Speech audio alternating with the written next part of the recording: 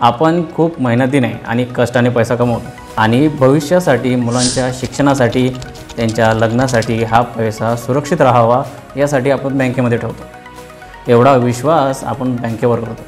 परंतु ज्यावेळेस बँकांमध्येच घोटाळा होतो किंवा फ्रॉड होतो त्यावेळेस प्रश्न हा फक्त पैशाचा नसतो, हा प्रश्न यावेळेस विश्वासाचा सुद्धा उभा राहतो। मित्रांनो, असंच एक प्रकरण समोर आलेलं आहे ज्यामध्ये ICICI बँकेच्या एका मॅनेजरने परस्पर ग्राहकांचे पैसे काढून घेऊन एक जबरदस्त मोठा घोटाळा केलेला आहे जो 4,58,00,000 आहे। या मॅनेजरचं नाव आहे साक्षी गुप्ता। तिने हा एवढा मोठा घोटाळा कसा केला, का केला, एवढ्या मोठ्या पैशाचं तिने काय केलं, यामध्ये चूक कोणाची आहे, भविष्यामध्ये जर आपल्यासोबत असं काही घडलं तर आपण काय काळजी घ्यायची, अशा अनेक प्रश्नांची उत्तरं आपण या व्हिडिओमध्ये पाहणार आहोत। नमस्कार मित्रांनो, माझं नाव आहे किशोर गीते आणि मी बँकिंग क्षेत्रामध्ये कार्यरत आहे। बँकिंग क्षेत्रामध्ये कार्यरत असताना मी गॅदर्ड केलेले माझे एक्सपिरियन्स असो किंवा माझं नॉलेज असो हे मी माझ्या चॅनलच्या माध्यमातून तुमच्याशी शेअर करत आहे। चला तर मित्रांनो, आता आपण व्हिडिओ सुरू करूया। पहिले आपण हे पाहूया की ही साक्षी गुप्ता कोण आहे। ही साक्षी गुप्ता ICICI बँकेची कर्मचारी आहे। हिचं वय सध्या 26 ते 27 वर्ष आहे आणि ही कोटा येथील ICICI बँकेच्या DCM शाखेमध्ये सध्या रिलेशनशिप मॅनेजर म्हणून कार्यरत होती आणि या साक्षी गुप्तावर हाय नेटवर्थवाले फिक्स डिपॉझिट मॅनेज करण्याची जबाबदारी होती। म्हणजे ज्या मोठ्या रकमांच्या ज्या फिक्स डिपॉझिट राहतात, FDs राहतात, त्या मॅनेज करण्याची जबाबदारी या साक्षी गुप्ताकडे होती आणि या जबाबदारीमुळं या साक्षी गुप्ताजवळ कस्टमरचे KYC डिटेल, यामध्ये KYCमध्ये येणारे डॉक्युमेंट्स असतील आणि कस्टमरचे फिक्स डिपॉझिटची मॅच्युरिटी डिटेल, याशिवाय कस्टमरचा मोबाईल नंबर आणि इंटरनल बँकिंग सिस्टमचा ॲसेस यासारखा महत्त्वपूर्ण डाटा या साक्षीकडे होता। या साक्षी गुप्ताजवळ या सर्व माहितीचा ॲसेस होता, त्यामुळे या सर्व माहितीचा कंट्रोल तिच्याकडेच होता।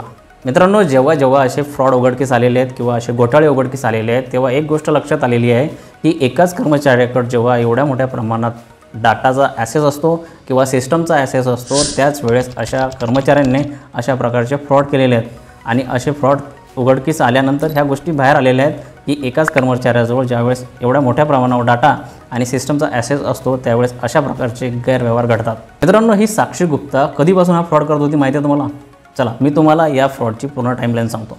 मित्रांनो, 2020 ते 2022 या 2 वर्षाच्या कालखंडामध्ये या साक्षी गुप्ताने ही सर्व अनियमितता किंवा हा सर्व फ्रॉड केला आहे।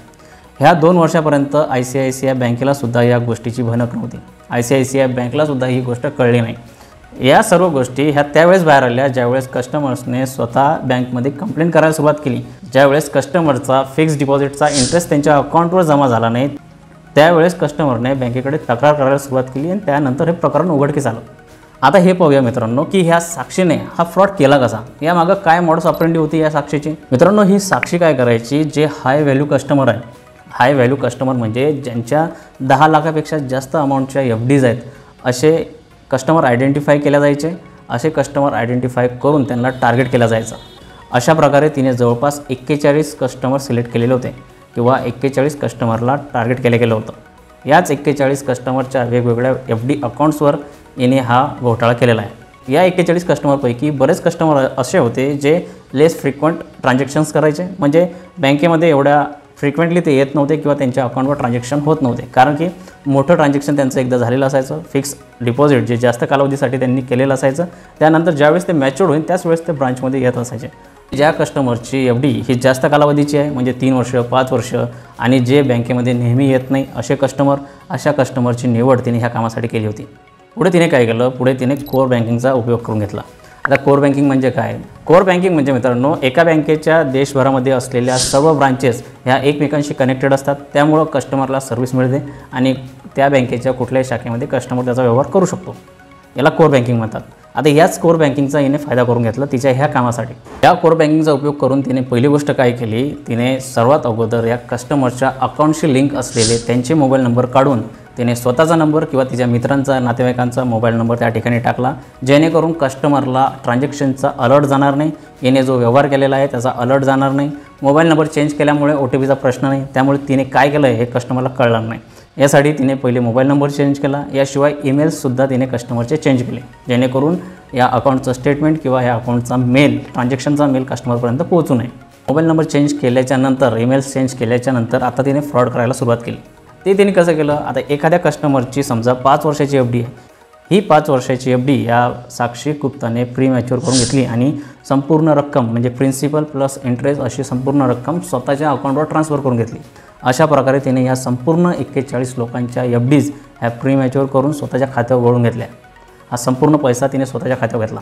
बरं मित्रांनो, ही साक्षी गुप्ता एवढ्यावरच थांबली नाही की या कस्टमरचा जो FDचा पैसा आहे तो स्वतःच्या खात्यावर ट्रान्सफर केल्यानंतर हिने काय केलं, हिने या कस्टमरच्या नावाने तिने पर्सनल लोनचे अकाउंट क्रिएट केले। याशिवाय फिक्स डिपॉझिट ओव्हरड्राफ्टचे सुद्धा अकाउंट हिने क्रिएट केले।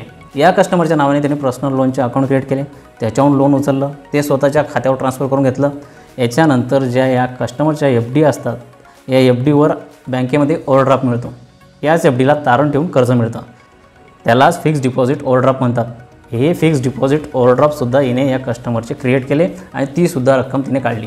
आणि या साक्षी गुप्ताने हे पर्सनल लोनचे अकाउंट क्रिएट करण्यासाठी तसेच fix deposit overdraft account create करण्यासाठी या कस्टमरच्या खोट्या स्वाक्षऱ्या केल्या। आता या ठिकाणी मित्रांनो थोडा विचार करा, समजा तुमचं त्या बँकेमध्ये फिक्स डिपॉझिट आहे, तिने हे फिक्स डिपॉझिटची रक्कम तर स्वतः घेतलीच, याशिवाय त्या फिक्स डिपॉझिटवर कर्ज काढून ती रक्कमसुद्धा स्वतः घेतली आणि एवढ्यावरच ती थांबली नाही तर तुमच्या नावाने पर्सनल लोनचं अकाउंट क्रिएट करून त्याच्यावरून सुद्धा कर्ज घेऊन तीसुद्धा रक्कम तिने स्वतः घेतली। म्हणजे ह्या 41 कस्टमर्सच्या परस्पर तिने किती मोठा फ्रॉड केला। त्यामुळे ही रक्कम 4,58,00,000पर्यंत पोहोचली। पहिले म्हणजे कस्टमरचे फिक्स डिपॉझिट हिने उडवले, दुसरी गोष्ट त्यांच्याच नावाने पर्सनल लोनसुद्धा घेतलं, त्यांच्या त्या FDच्या अगेन्स्टसुद्धा लोन घेतलं आणि ही सुद्धा रक्कम हिने स्वतःच्या नावावर ट्रान्सफर करून घेतली। त्यामुळं हा जो आकडा आहे हा एवढा मोठा झाला, 4,58,00,000पर्यंत हा आकडा पोहोचला। आता या साक्षी गुप्ताने हा फ्रॉड तर केला होता, हा पैसा तर काढून घेतला होता, मग आता हा हिने केलेला हा फ्रॉड किंवा हिने हे ज्या अनियमितता हिने केल्या होत्या ह्या ऑडिटमध्ये सापडू नये यासाठी हिने चुकीच्या एंट्रीज केल्या।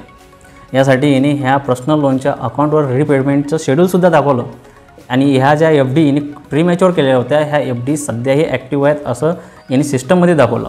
अशा चुकीच्या एंट्रीज करून हिने बँकेच्या ऑडिटला ह्या गोष्टी कळू दिल्या नाहीत, त्यामुळे 2 वर्षापर्यंत ICICI बँकेलासुद्धा ह्या गोष्टी कळल्या नाहीत। अशा प्रकारे बँक ऑडिटमधून सुद्धा ती वाचली, कारण बँक ऑडिटमध्ये ह्या FD स्टील ॲक्टिव्ह दिसल्या। याशिवाय जे पर्सनल लोन होते त्याचं रिपेमेंटचं शेड्यूलसुद्धा तिने दाखवलेलं होतं। यासाठी सर्व चुकीच्या एंट्रीज तिने केलेल्या होत्या।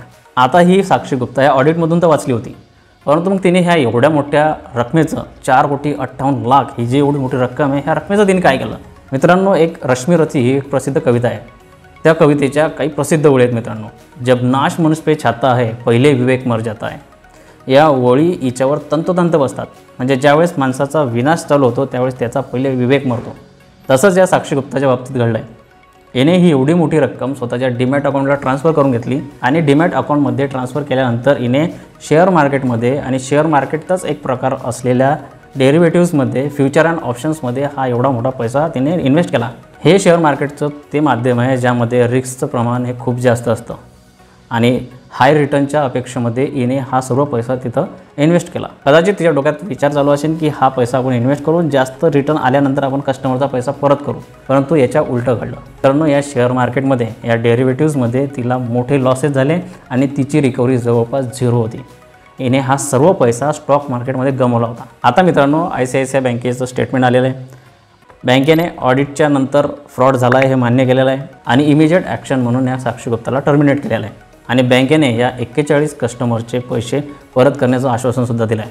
आणि यापुढं ICICI बँक हे internal access control, real time audit आणि fix deposit, SMS alert, OTP alert यासारख्या गोष्टींवर अधिक फोकस करेल किंवा अधिक लक्ष देईल, अशा प्रकारचं ICICI बँकेचं स्टेटमेंट सध्या आलेलं आहे। या प्रकारचे फ्रॉड का होतात मित्रांनो, ज्यावेळेस एकाच कर्मचाऱ्याजवळ किंवा एकाच व्यक्तीजवळ या सर्व प्रकारचा सिस्टमचा ॲसेस येतो, त्याच्याजवळ सगळ्या प्रकारच्या सिस्टमचा ॲसेस राहतो, सर्व डाटा राहतो, त्यावेळेस अशा प्रकारच्या फ्रॉडच्या केसेस घडतात। एकाच व्यक्तीवर सर्व जबाबदाऱ्या टाकल्यामुळं आणि एकाच व्यक्तीला असा फ्रॉड करण्यासाठी जेव्हा त्याच्याजवळ सगळ्या गोष्टी अवेलेबल असतात, कस्टमरचं सर्व डिटेल एकाच व्यक्तीजवळ असते, एवढ्या हाय व्हॅल्यूच्या FD अकाउंटच्या खात्यामध्ये मॉडिफिकेशन करणं, त्या प्री मॅच्युअर करणं यासाठी व्हेरिफिकेशन लागतं। मित्रांनो, जे high value fix deposit account राहतात ह्या अकाउंटचं जे प्री मॅच्युअर करण्याचं ट्रान्झॅक्शन असो किंवा हे मॅच्युअर करण्याचं ट्रान्झॅक्शन असो, ह्या गोष्टी सिंगल लॉग इनवर होत नाही, यासाठी 2 लॉग इन असले पाहिजे, हायर ऑथॉरिटी असली पाहिजे व्हेरिफिकेशनसाठी। परंतु ज्यावेळेस हायर ऑथॉरिटी, लोअर ऑथॉरिटी या प्रकारच्या सर्व ॲसेस एकाच कर्मचाऱ्याजवळ येतात त्यावेळेस ह्या गोष्टी सहज होतात आणि त्यावेळेस असे फ्रॉड होऊ शकतात। आता आपल्यासोबत किंवा तुमच्यासोबत ही गोष्ट घडू नये यासाठी तुम्ही काय करायला पाहिजे? मित्रांनो, तुमचा मोबाईल नंबर हा तुमच्या बँक अकाउंटशी लिंक असला पाहिजे. तुमच्या प्रत्येक ट्रान्झॅक्शनचा SMS अलर्ट तुम्हाला आला पाहिजे. तुमच्या ब्रांचला व्हिजिट करत राहायचं. तुमचं बँक स्टेटमेंट काळजीपूर्वक वाचायचं. एक जागरूक ग्राहक बनायचं मित्रांनो. आणि आपल्या पैशाचं व्यवस्थित नियोजन करा. आपल्या अकाउंटकडे लक्ष द्या. मित्रांनो, तुम्हाला हा व्हिडिओ कसा वाटला ते नक्की कमेंट करा. सोबत आपल्या चॅनलला सबस्क्राईबसुद्धा करा. या अगोदर तुम्ही एखादा बँक घोटाळा ऐकलेला आहे का? किंवा तुमच्या देखत असा कोणता बँक घोटाळा झालेला आहे का? त्याबद्दल तुम्हाला काही बोलायचं असेल तर ते तुम्ही कमेंट करू शकता. त्याशिवाय मित्रांनो, आपला हा व्हिडिओ प्रत्येकासोबत शेअर करा. ही माहिती प्रत्येकापर्यंत पोहोचली पाहिजे. पुन्हा भेटूया अशाच एखाद्या इंटरेस्टिंग आणि महत्त्वपूर्ण विषयासोबत. तोपर्यंत स्वतःची काळजी घ्या. तुमच्या पैशांचं व्यवस्थित नियोजन करा आणि एक जागरूक ग्राहक बना. धन्यवाद.